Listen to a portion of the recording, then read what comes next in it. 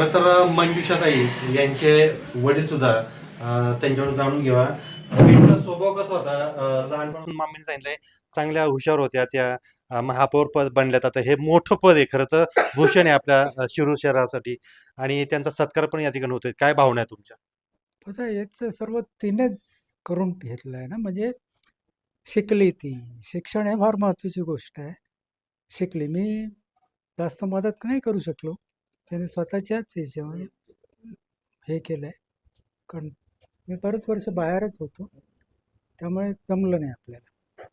तिची आई, मामा, मामी सर्वांनी, आजी होते, आजोबा होते. आजी आजोबांनी खूप मेहनत केली. फार मेहनत केली आणि ती B.Com झाली, बँकेत लागली. मग जरा स्थिरस्थावर झाल्यानंतर लग्न झालं. पती पण चांगला मिळाला तिला दीपक. तो पण RSSचा कार्यकर्ता, भाजपचा कार्यकर्ता. त्याच्यामुळे हे सर्व जुळून आलं. आणि ज्यावेळेला ती पहिली टर्म तिची झाली नगरसेवकीची, तेव्हापासून मग तो एक प्रकारचा त्यांच्या कार्याचा उल्लेखच करावा असंच झालं आहे. त्यामुळे यावेळेला भाजपने सांगितलं तुम्ही काही काळजी करू नका, तुम्ही निवडून याल. आणि करता करता ती बिनविरोध निवडून आली. आम्हाला फार, आता मी आनंदाचं काय सांगू, काय सांगू शकत नाही. खरं तर तुमचं या ठिकाणी आम्ही ऐकलं की 10 वर्ष तुम्ही बॉर्डरवर काही कामानिमित्त होतात. इलेक्शन काय काय प्रसंग होता होता नेमकं 10 वर्ष तुम्ही नव्हतात? काय होतं, एखादी आयुष्यातली एखादी चूक ही आपल्याला फार महागात पडते. ते असं सांगता येतं की एक गलत कदम उठाने से मंजिल मुझे ढूंढती रही, उम्रभर ढूंढती रही. तर एक चुकीचं पाऊल उचललं की माणूस जातोच कुठे. मी बॉर्डरवर काम करत होतो ज्यावेळेला कुवेतचं युद्ध झालं होतं. अमेरिकेने ते भिंत बांधायला घेतली होती. ते कॅमेऱ्याचं काम करायचं होतं. ते कॅमेऱ्याचं काम करताना आम्ही ते केबल वगैरे टाकत होतो. ते कॉन्ट्रॅक्ट होतं तसं. तर यांनी धरलं मला, इराकी सैनिकांनी. आणि मग झालं. मग एकदा ते युद्ध कैदी म्हटलं की तुम्हाला माहिती आहे की कुठल्याही गोष्टीला हे नाही, कोणी विचारत नाही तुम्हाला. ना एम्बसीवाले विचारू शकतात, ना काही करू शकतात. फक्त रेड क्रॉसवाले यायचे आणि ते विचारायचे तुम्हाला काय झालं, तुम्ही कुठले आहात वगैरे. पण सर्व युद्धात काहीच करू शकत नाहीत. करता करता करता करता एके दिवशी रेड क्रॉसवाले आले की म्हणाले तुमची सुटका होणार आहे. म्हटलं झालं. मग त्याच्यामुळे माझी तब्येतच खराब झाली होती. बरंच म्हणजे मला टॉर्चर म्हणतात त्याला. बरंच टॉर्चरने मी जिवंत कसा राहिलो तेच मला कळत नाही. जेवण खाऊन तर ते अरबी पद्धतीचं असतं, त्यात मध्ये ते जेवायचं. मग दुसरी गोष्ट काय, जर एक म्हणे ठरवलं तर आजारी पडला तर कोणी वाली नाही आहे. कोण तुम्हाला औषध पण देणार नाही, डॉक्टर पण नाही. त्यामुळे मी आजारी नाही पडलो. करत करत झालं. मग ज्या दिवशी त्यांनी मला सांगितलं की तुमची सुटका होणार आहे, मग झालं. म्हटलं सुटका, तर कुठे जातो आपण, काय घेऊन जायचं आहे आपल्याला, आपल्याकडे काहीच नाही का, फक्त कपडे, ते पण त्यांनी दिलेले कपडे. आणि मग त्या दिवशी रात्री त्यांनी तो एक्सचेंज प्रोग्राम असतो, 4 इराकी जर सोडले तर 4 इकडचे सोडायचे. त्याच्यामध्ये माझा नंबर लागला. पण त्यांनी सोडलं कुठे, कुवेतमध्ये. कारण मला कुवेतमधून धरलं होतं. त्यांच्याकडे कागदपत्र नाही, माझी पासपोर्ट नाही वगैरे. तर कुवेतमध्ये आल्यानंतर 2 महिने माझी इन्क्वायरी चालू होती. एम्बसीवाले येऊन इन्क्वायरी करून जायचे. आत्ता मी सर्वच विसरून गेलो होते. नाव माहिती होतं, पासपोर्ट नंबर कोणाला माहीत राहणार आहे.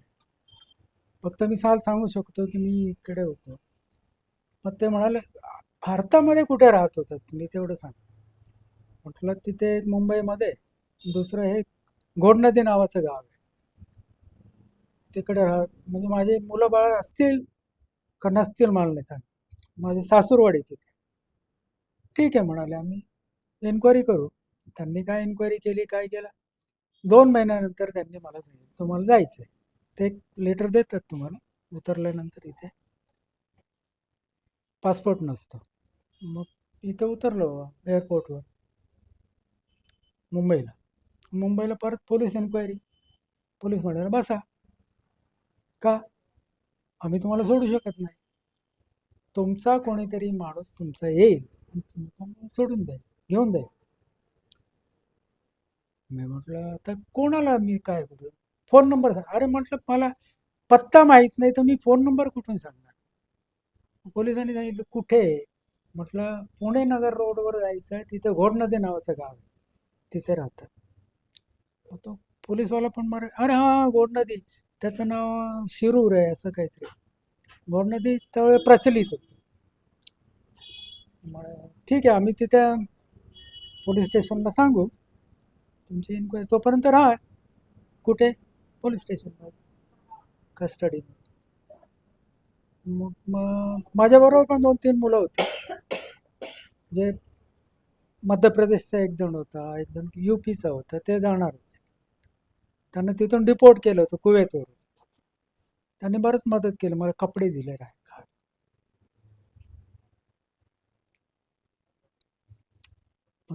त्यांचे भाऊ वगैरे आले, त्यांनी त्यांना सोडून घेऊन गेले. मग ते म्हणत होते अरे इनको क्यों नहीं छोड़ते तुम?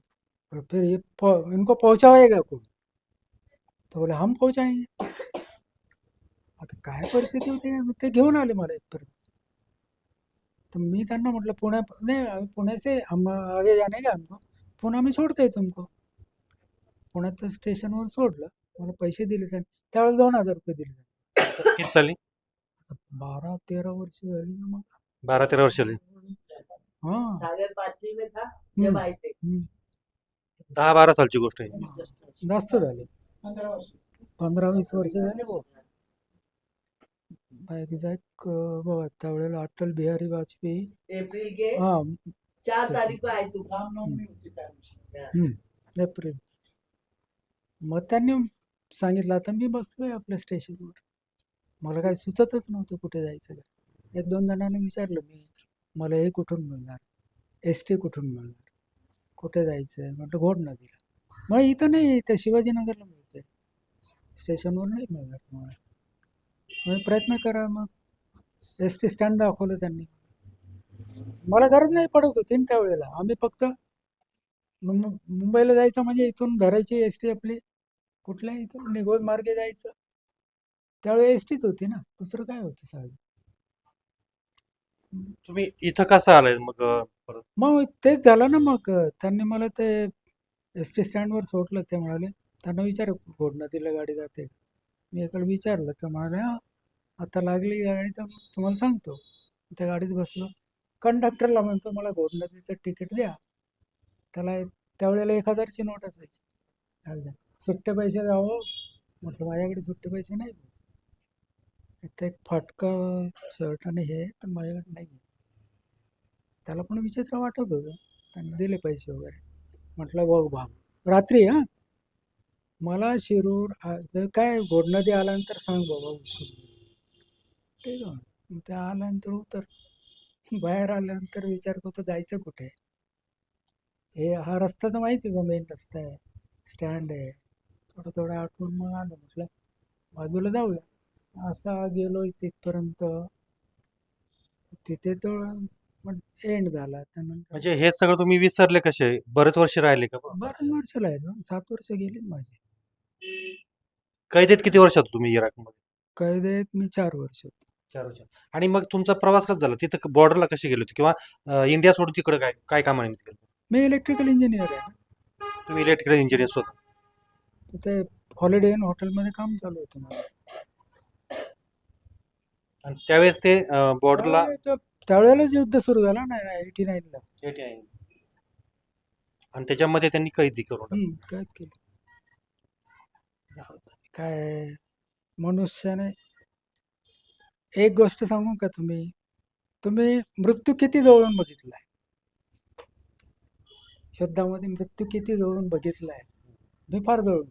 असं लाईनीने बसून टाकायचं, पिस्तूल धरून बोलायचं. इराकमध्ये इराकमध्ये बसवलं त्यांनी तर म्हणजे इजिप्शियन पण होते, कुवेती पण होते. पण मग भारतीय दूतावासाने काय प्रयत्न नाही केले तुम्हाला नाही, काय नाही. माहित नव्हतं? भारतीय दुतावासाला कळवतच नाही ते लोक. फक्त रेड क्रॉस, तुमच्यावर त्यांना आय कार्ड वगैरे ओळख काय मिळालं नाही? काहीच नाही ना. ते सर्व काढून घेतलेलं नसतं. तुम्ही त्यांना सांगितलं मी इंडियन आहे? हा, मग ते कळतं ना एक तर ह्याच्याने. आणि त्याच्यामध्ये मी बगदादमध्ये कामाला होतो 5 वर्ष. तिथे एक हॉटेल बांधलं म्हणजे तुम्ही प्रॉपर कंपनीतर्फेच कामाला गेले होते इराक? ओबराय तर्फे. तिथे एक हॉटेल बांधलं 5 वर्षामध्ये, बॅबिलॉन ओबराय म्हणून. तर बगदादची मला चांगली ओळख होती, अरबी पण येते थोडी. तुम्ही इलेक्ट्रिकल इंजिनियर कुठं शिकले त्यावेळेस इतकं शिक्षण मोठं घेतलं? नाही तर धुळ्यात माझं शिक्षण झालं. मूळचे तुम्ही कुठले? धुळे. मग शिरूरला कशी आले तुम्ही? मुंबईला मी कामाला होतो ना. मुंबईला मी 2-3 कंपन्यांमध्ये कामाला होतो. जसं ब्रिटानिया बिस्किट कंपनी, मोठ्या मोठ्या कंपनी. नंतर मग ओबराय. त्यावेळेला ओबराय बांधायला सुरुवात झाली होती, शहापूरजी पालन. त्यावेळेला मी तिथे कामाला होतो. ते बांधल्या. ते बांधल्यानंतर मग एक प्रकारचं कॉन्फिडन्स येतो माणसाला. मग त्याच कंपनीने कॉन्ट्रॅक्ट घेतलं बगदादमध्ये, बॅबिलॉन ओबराय. मग आम्ही तिकडे. तुम्ही बराच प्रवास केला आणि घरी इथं आल्यानंतर तुम्ही हे घर सापडलं का तुम्हाला त्यावेळेस इथं कोण राहिलं काय? मग मी आलो इकडून असा फिरत फिरत. म्हटलं इथेच घर असलं पाहिजे. आता इथे बाजूला आमचे हे राहतात बारावकर, तिथे पाटी लावलेली ते बारावकर. अरे म्हटलं बारावकर म्हणजे हा काय गेले बाबा सोडून इथे, असं वाटायला लागलं. पण म्हटलं विचारावं. मग पुढे आल्यानंतर मग यांनाच विचारलं बारावकरना, म्हटलं इथे परदेशी कुठे राहते? हे काय परदेशी? आणि मग काय किशोर बाहेर आला, सुरुवात झाली. किशोरनं ओळखलं. बारावकरांची भिंतीला लागूनच शेजारीच का? शेजारी ते का शेजारी, आमचे पक्के शेजारी. त्यानंतर बांधलं नाही. तुमची car, electric panel, data server आगीपासून सुरक्षित आहे का? नाही? मग आजच बसवा F protect temperature activated fire suppression device. यामध्ये आहे eco friendly non toxic pressurised liquid, जे आग लागल्यास क्षणार्धात ऍक्टिव्हेट होऊन आगीवरती मिळवते नियंत्रण. बसवण्यास अतिशय सोपे आणि सुटसुटीत टेकालिपचे एक दर्जेदार उत्पादन एफ प्रोटेक्ट.